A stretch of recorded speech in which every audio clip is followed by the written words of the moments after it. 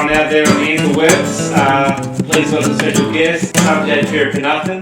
Brother Shanjay is actually a member amongst the culture scene in Melbourne.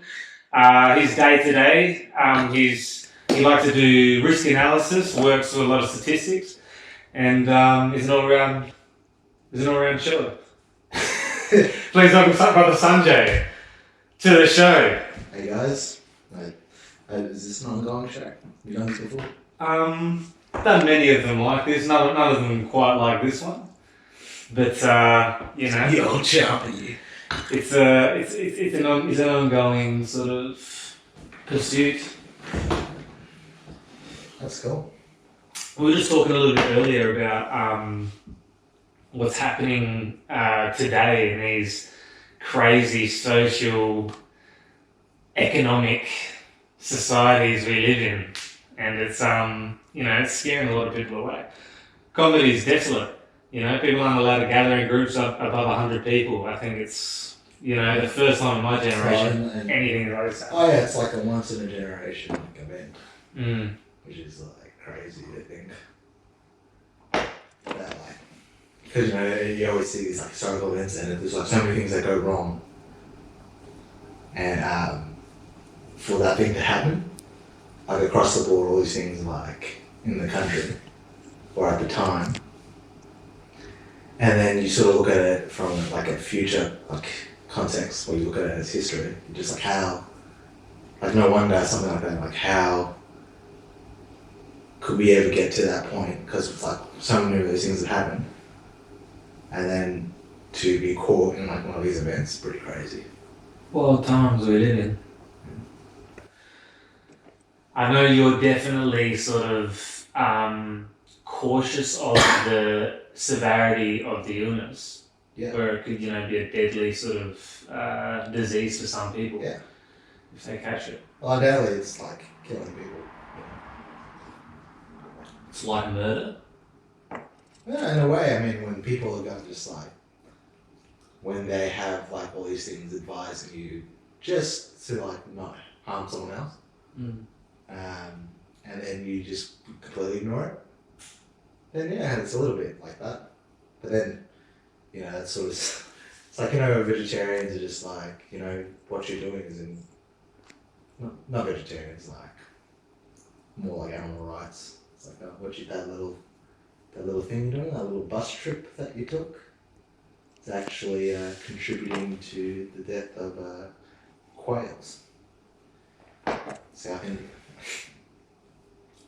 And do you think that's something that we should be cautious of, living sustainably, watching out for the lives of quails, in terms of, insert any species into that position? Metaphor. Here's a funny thing. Australia have a pest problem. Yeah. And not only that, it's an ongoing thing. And an animal happens to be native to Australia. Yeah. There are some areas of Australia where emus are overpopulated and kangaroos, and they're disturbing the environment. Yeah, all the time. Very interesting. Yeah. Like, it's actually where near at work, I drive through, like, on the way to the Yarra Valley. Mm. And yeah, then when it starts getting to those kinds of roads where, like, kangaroos, like, going to work, like, once a week, I'll see, like, 1 or 2 dead kangaroos. On the road. On the road, just because they're huge too, so like. They'll fuck your car up. They'll fuck your car up. Not to mention, like, coming across a kangaroo can be a risky situation if they're in heat, or if they're in a bit of a sort of a territorial. Yeah, their kicks can fuck people up. Yeah. Their kicks can like really damage men's midsection.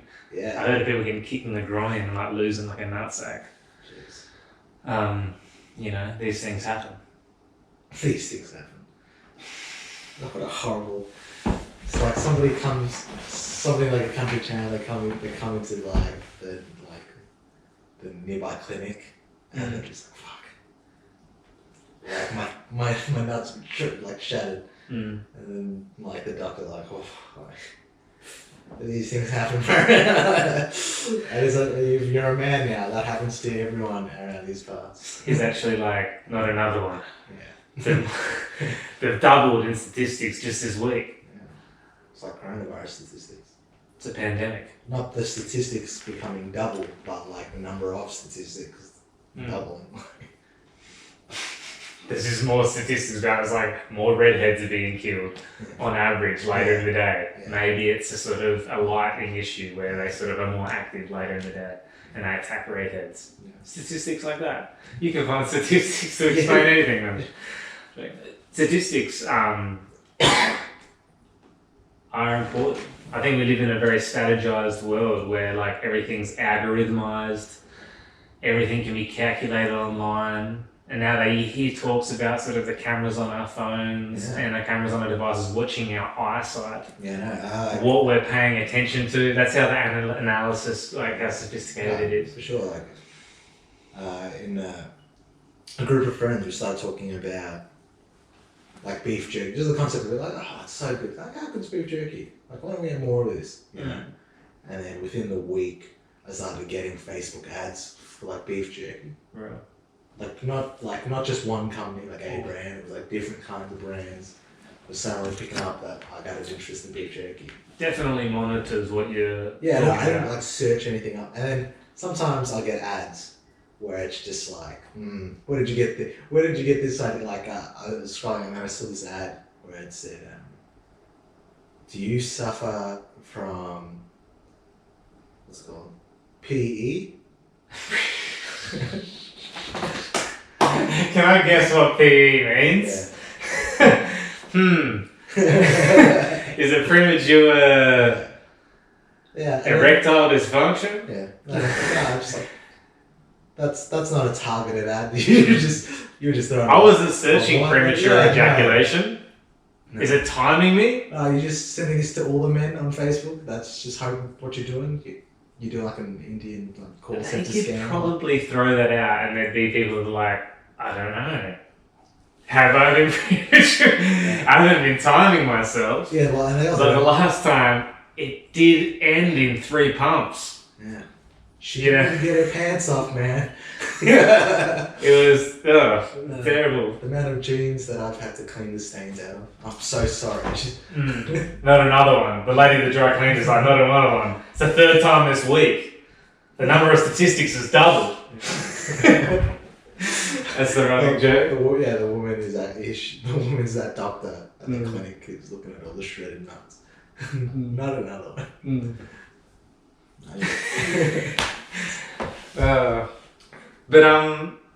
He's like one of actually. You know what I think the cure is to premature ejaculation on a serious note here. From life experience, I think from a little bit of life experience, from what I've heard as well. Mythbusters. Yeah, maybe a little bit of home Busting science. I've been backyard sciencing. Yeah. But it's actually, I think it's actually a proven study where, like, if you train this is like, we're getting into gross detail, anyone who's watching out there, but, pornography is perversion, and it's like mind crack, where it's stimulating the reward centers in your mind. Affects the body.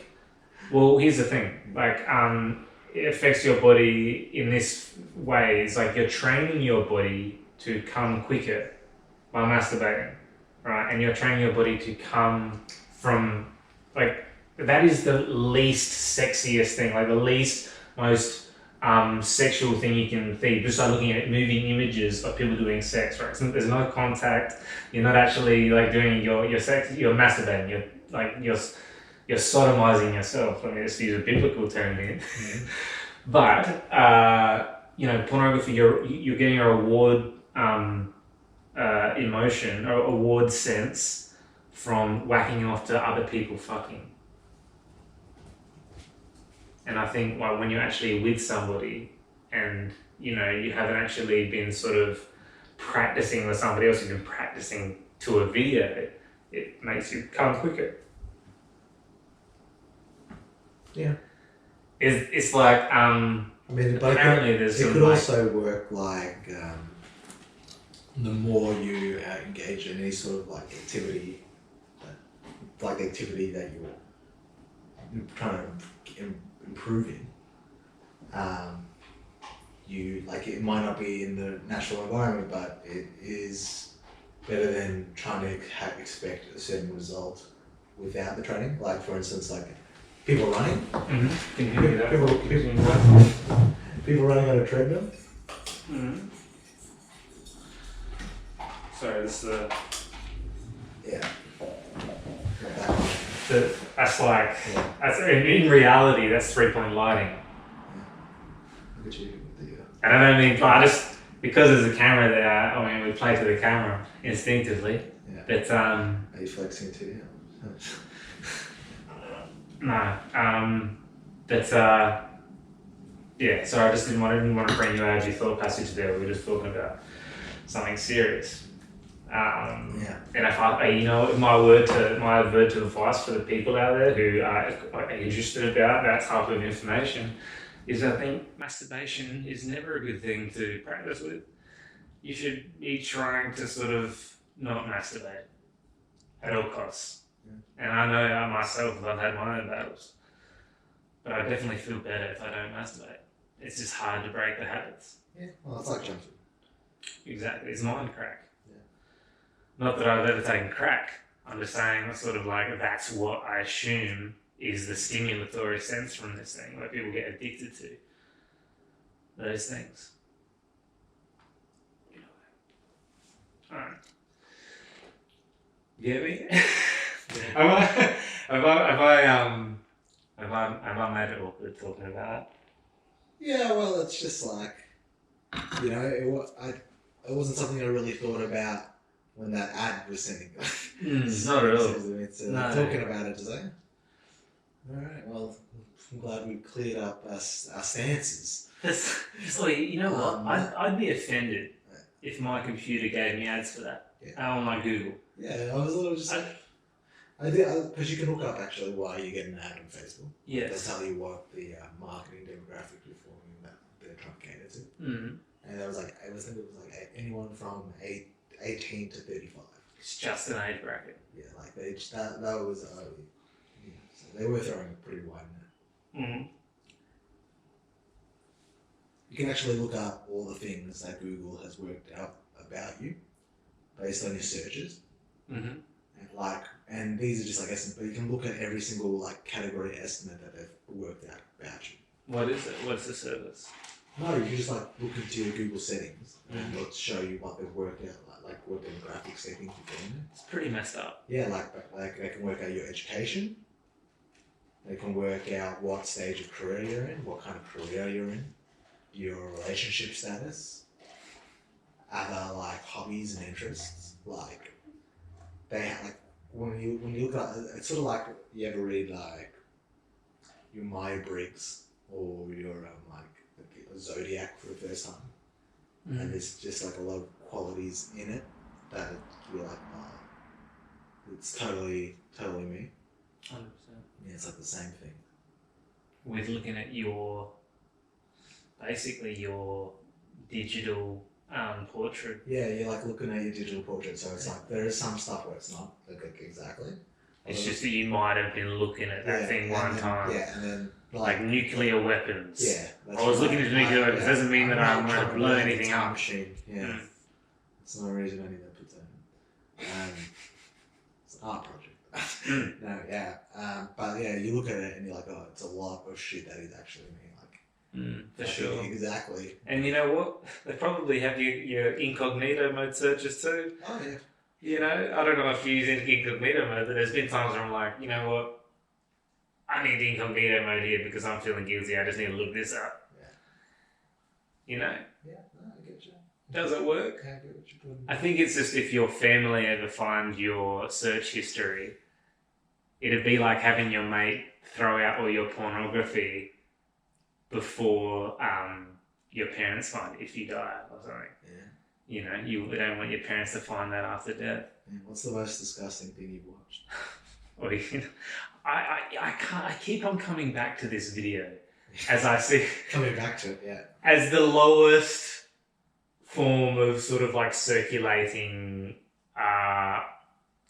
internet videos, meme videos. Anyways, it was actually an Australian video, and it was guys at the beach, and one of the guys was holding a fish underwater, and his mate was putting his penis in the fish's mouth, fucking the fish.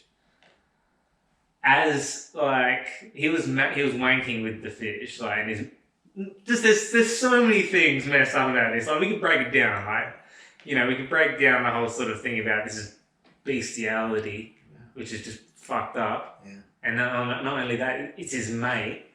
Yeah. It's like, what the fuck are you guys doing? Yeah. Seriously, and it's a beach. Yeah. A public area. Yeah.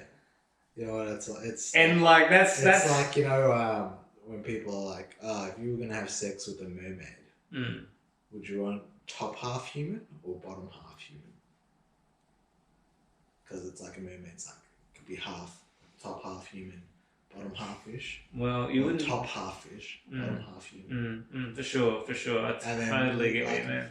That guy who's fucking the fish, he's like, oh yeah, I'd have bottom half human. And then someone's like, isn't it weird that the top half's all fish? And he's like, not to me. True. He actually prefers it. He prefers it this way. I fuck with that too. Yeah. He's developed a taste for it. Yeah. But it's an interesting it's an interesting sort of conundrum. Yeah. What would you go with? Just quietly. Because I was thinking about what I would go with right there. Go top half human. Top half human, yes. It's hard to go without the top half human, considering like the face and the emotion of the sort of face. But if you had top half human, does that mean the bottom half would be mermaid, but instead of a vagina, she'd have a little fish vagina, or she'd have like a clam? Surely they give you. There's got to be a. Even if it was a fish pussy, is there still a fish pussy there? I don't know. Yeah. I mean, how do fish? I don't know what. Because I'd like to know the biology of the bottom half before I make this decision. You know what fish would definitely have? Would definitely have arseholes. You know, they've got to have an arsehole somewhere. Yeah, they've got a hole down there. As far as you're concerned. But it's a female bottom half fish. Yeah, it's good. At least. Definitely a female. See what I'm saying? It's like... I feel like that'd be a Faustian deal, where it's like, you make a deal with the devil, and it'd be like, I really love this woman. It's like, fine, I'll give you this woman. Yeah. But she is half mermaid. Yeah. Or something, you know. And then the guy's like, but what half though? Exactly. And that's where the devil in the details comes out. It's like, oh, you would be with the princess. Yeah, he's got a coin. Like at the top half's head, she has a head. That's how he decides it. With the bottom half's tails, he's tails. Maybe. That's actually how they work it out. Oh, that's so funny, the joke with the heads and tails. Mm-hmm. Because mermaids are like tails, exactly, heads, which is like the top half, bottom half. Oh shit, that's a whole joke. See that? We talked out a whole joke. Exactly, we made the material right then and there. Yeah. And that's what happens when you have good conversation. Right, post-COVID.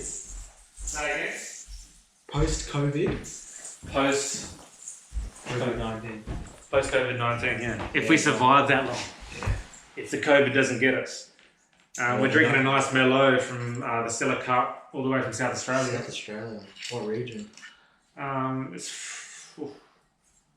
Doesn't even say.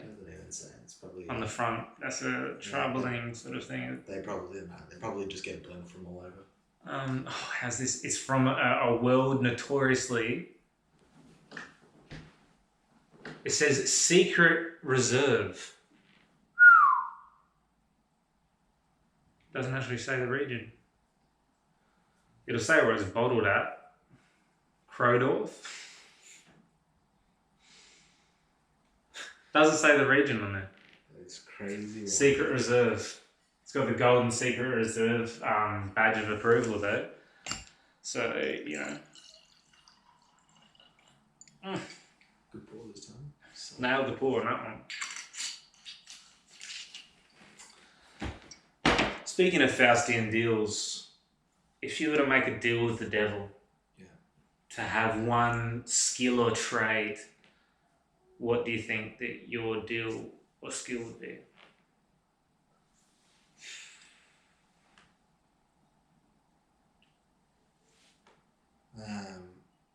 I can cheat any deal. And then I'd screw the devil out of his deal with me. And then I would use that skill to just win every deal in life. Like you buy a house and then you screw them out of a deal by paying $0 for it. But they've somehow signed it. Sure. Yeah. You know, That's like it's a very that's the answer. calculated deal with the devil there. So, that's the answer equivalent. It's like if you had a genie, like and you got 3 wishes, I just wish for more like genie lamps, or I'd wish for more wishes. And here's the Faustian deal. Here's the Faustian deal with it. You'll get that wish where you can. Well, what was the? I could cheat any deal. You could cheat any deal. Yeah. Okay, but every deal you make, you lose something too. Yeah. And you cheat, and you get that. You will win that deal. Like you will win that sort of little war there. You will lose something of your own in a way. Is that the Faustian, like the deal with the devil? Trick to it. That's a bit. Yeah, but that's a bit too vague. It is. I just don't know. I just don't know why. I'd like to any sort of wish is just like, you wish to be an Olympic swimmer. Well, what if you're an Olympic swimmer with insert negative consequence? Well, he has about you could be an Olympic swimmer, but you're an Olympic swimmer in the Paralympics.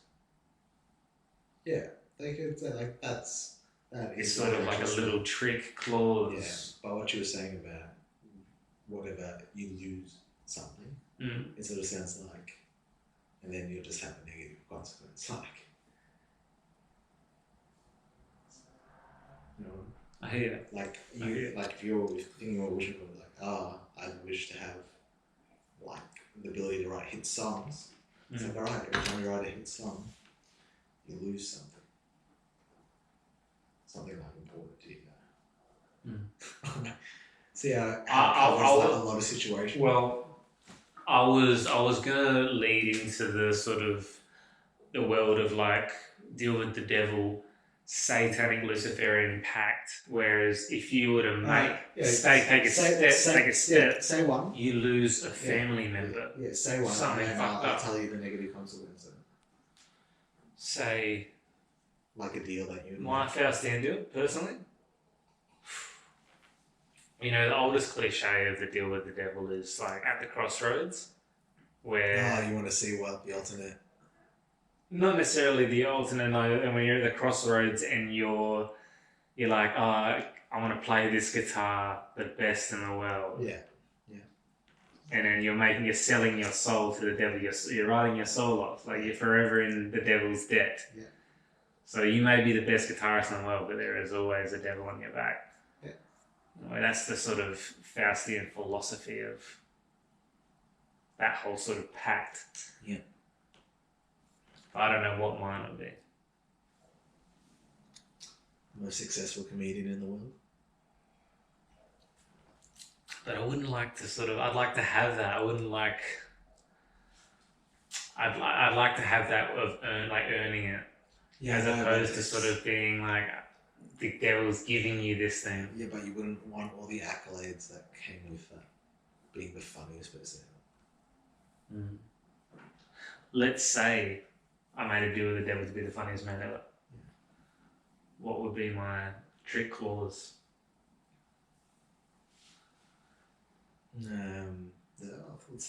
The trick clause with all those comedians, like who are just very successful, is that you'll never really know if people love you for the jokes and the fame, or if they actually love you for who you are. I think that's almost like being a normal comedian. No, that's what I'm saying. Yeah, like that is like we are like normal comedians who become very successful very quickly, like when they start out. Like that is always the thing. They'll never know. They'll never know because they're so capable of putting on an act that can be perceived as real. Sure. But they don't know if Sure. they're tricking everyone in their lives. Like they don't know if that response is actually. It's crazy. They Yeah, constantly have to live behind a mask at that point. So I didn't mean to sort of. I just wanted to relay off that point, but I didn't mean to cut you off then. Yeah, like that is what comedy is in a lot of ways. Like people that do sort of get developmentary success, maybe they fall into the bad habit of being inauthentic. Maybe they have to constantly sort of portray their image, their logo. Yeah, but so they don't know if people like closest to them are actually perceiving the real them. Mm. But, what is that? Is it what they manufactured to the public eye? Well, do people already do that? You know, is that what people are saying? It's so sad because you don't know if people like me from. I mean, there's some people who just don't think about it. Yeah, that's fine. But you have to talk into the microphone. Well, when you start doing Protect, brother Sanchez. Project. Preach. Yeah. But anyways, what would you want? What would I want? Yeah. Now that you mentioned the whole comedy thing, I was like, it's a good one. It's a good wish. It's a really good wish. It was like, in a way, that'd just be like normal success in comedy would be like for some people. Yeah. For some people. Well, I never really sort of put those two things together, but it's definitely a good thing to reflect on. You know, I've just watched because I've been playing a lot of guitar. I love to play guitar, man. Like I've played guitar for as long as I can remember. So you must be insanely good. I'm not insanely good. I've been very lazy over the years. Yeah. I've come in and out of it. It's like comedy. Yeah, for sure.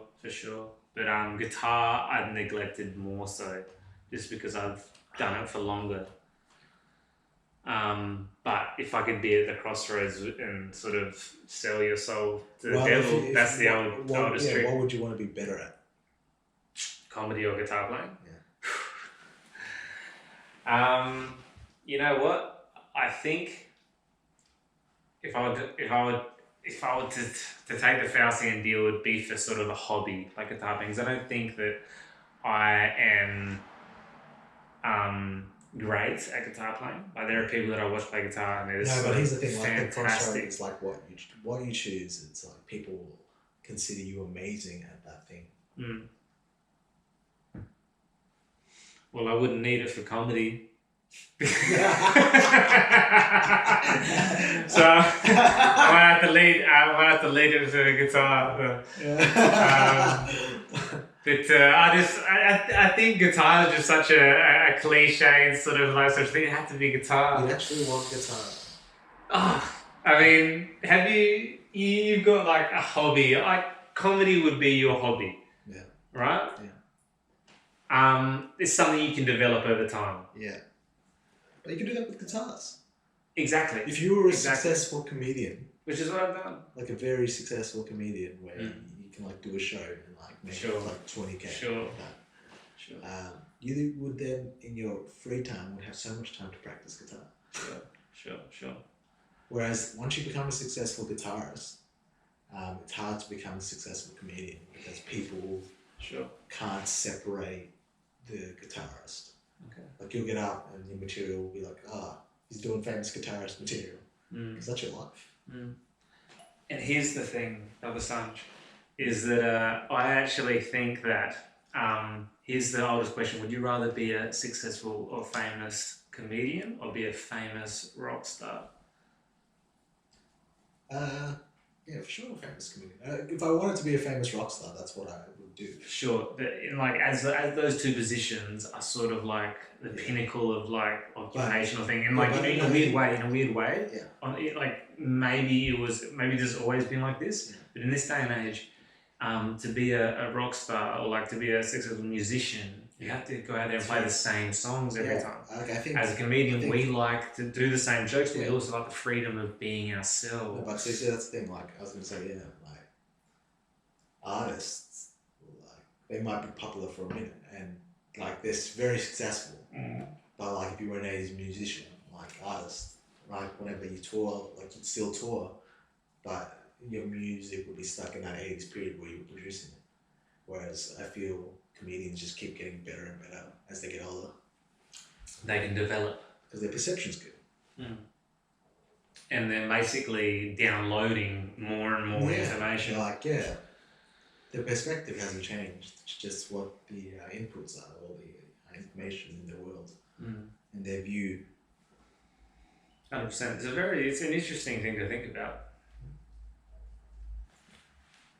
I still going.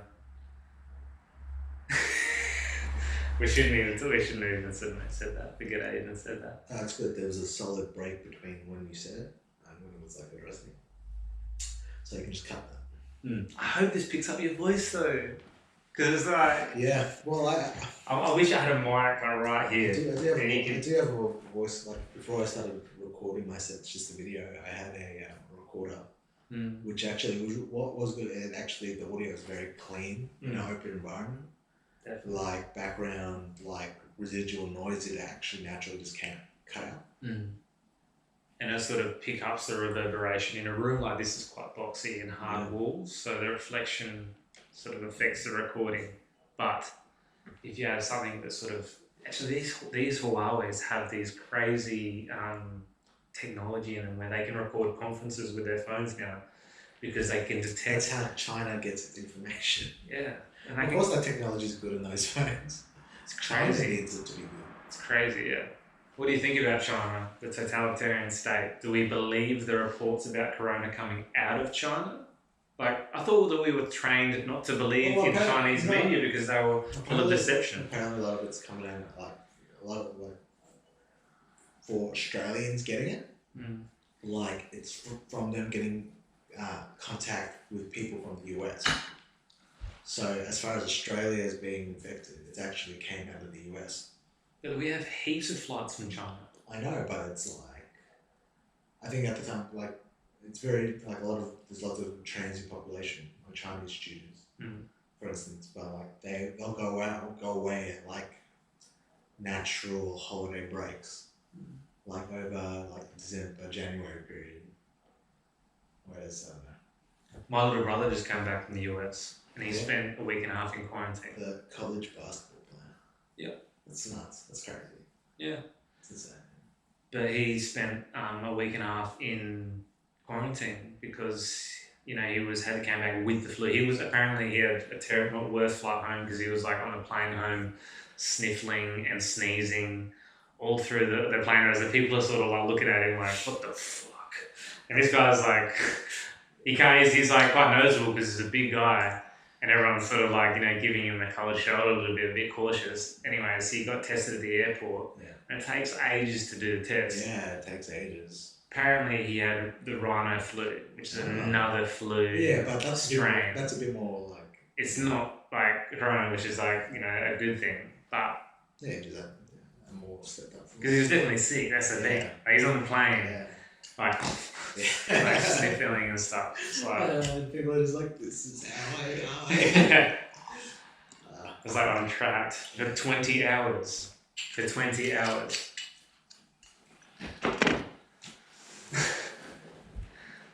Plane rides are claustrophobic, for sure. Yeah. Same with public transport. I don't know how public transport's going to survive through the corona. Should I pause it? Yeah. No, it's fine. I just look at the time. Yeah, thanks. 8:16. We've got heaps of time. It's daylight. Yeah. It's daylight. It's daylight. Yeah. Am I putting you on the spot? No? It's like forced. It never wants to seem forced. It always wants to feel organic. Yeah. Like I mean, that's why when there are lulls, people will be like, oh, that conversation's for real. Yeah. They just stop talking for like 30 seconds. Yeah. No, I was actually just thinking about getting food delivered. DD? Some snack, something like snacking, chips or something. Maybe pizza. Because Uber Eats in Melbourne, they're like, hey, you want free delivery. Yeah. Isn't it funny how when we're at our most vulnerable, everyone's in self-isolation, we're like, you know what? We can send the food to you. Yeah. We're not going to give you any discount because we know you need this delivered, but we're just sending you the message to let you know that we can deliver. Yeah. And never mind the poor fellow who has to deliver it being out in the wild amongst the corona flu and the wilderness. Yeah. We'll send him out for, pennies on the dollar of what we're going to make off this. Uber. Well, that's Uber the most, and our shit, but anyways. That's the most efficient choice. Less than. Yeah. It's handy. It's handy. The thing is, if you get Deliveroo, Convenient. it's very convenient. If you get Deliveroo, I swear they're good too. Deliveroo was the one that got caught up in corruption. Yeah, it was one of the first ones. One of the first ones, like they're still going. Yeah, they're still going, still operating. Yeah, because people will still do the job, Yeah, they're not. They're I think they're based out of England. They're an English app. Yeah, they're an English app, which is I'm like, it hurt me because I thought it was an Australian Deliveroo, kangaroo. Like, For sure, it rhymes. That's what. Yeah, well, that's what I thought about the wombats. I thought the wombats were Australian. They're British. They're British. Yeah. Fucking, what's going on? I know. Wombats the band. You can't take animals. We'll dance to Joy Division. Yeah, that's them. Yeah. That was like an American dance. No, that was. We dance to Joy Division. Celebrate the irony. That's how they sing it. Yeah. But yeah. No, you nailed that. Did I? But out of all the wombat songs, that's like they had a few hits. They do have a few hits. Oh, like it sneaks up on it, but that's like you chose like number 7. Real. Yeah, like they got others, some more noteworthy songs. You know why that song is tattooed in my mind, and that's why I jumped to that. It's the first thing I remember is like when I was in year 12, a friend of mine had he was a twin. Like I've been mates with these guys since I was in year 3. I think we both joined the same school, Christian Brothers College. Anyways, we went there since like very young. Anyways, when I was in year 12, there was twin brothers. So there's 2 brothers and myself. And when I was in 12, one of them died. Oh shit! He had a brain aneurysm. Like he had a tumor in his brain. Killed him in his sleep. Right. Yeah. So it was quite shocking. Yeah. And they had. I remember at the funeral and everything sort of like ceremonies and at the wake. That was one of the songs that was getting cranked at the bar we were having the wake at, and it was playing loudly, and everyone was singing along. Yeah. Worked up into a stupor, an emotional stupor of just sort of what's the correct emotion? Mourning. And yeah, that's why that song has. I remember that song completely from that. Dance to Joy Division and celebrate the RNA. Yeah. Had some sort of relevance.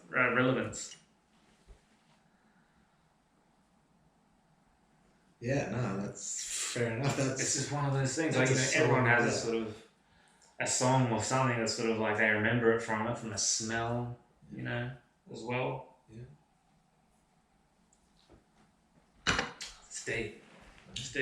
They say that smelling triggers more nostalgia than any of the other senses. I went to I'm half Filipino. I went back to the Philippines. I used to go a lot when I was younger. Like we went back every couple of years, and there was like a strong period in the middle where I didn't go back. And then I went back recently.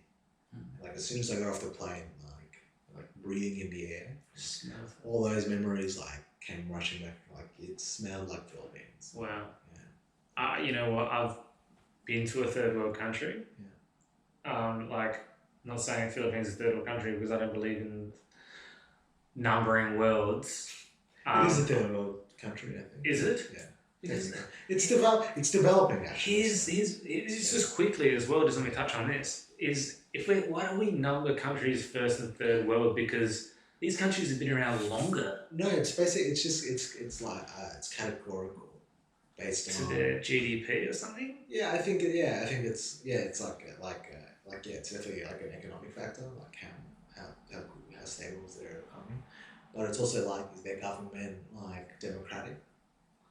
Like those are the like all the second world countries are like I think it's a category of basically just ex-communist countries that sort of have like a recovering economic. Like it's not that they weren't established; it's that they fell apart and now they're developing. So those are second world countries, third world countries are like really like sort of underdeveloped and like the government's a bit whack. That's one of the main things? Yeah. So there's actually a lot of first world countries that you would think are poor. Well, I always see it as sort of like eventually, I don't know. it's a very sort of blunt way to look at it, but I always sort of was silly because of the history of the country, like how long that country has been around, how long has their culture been around for. It's like how can you it's not that's just their way of life. Yeah, it's not aging. Yeah, it's not like an aging thing. Because Australia is a first world country, but we're also like 200 years old. Not even. Yeah. In terms of colonisation. Yeah. But here's the thing. Indigenous Australia. But I'm just saying, like, I say, I was just saying.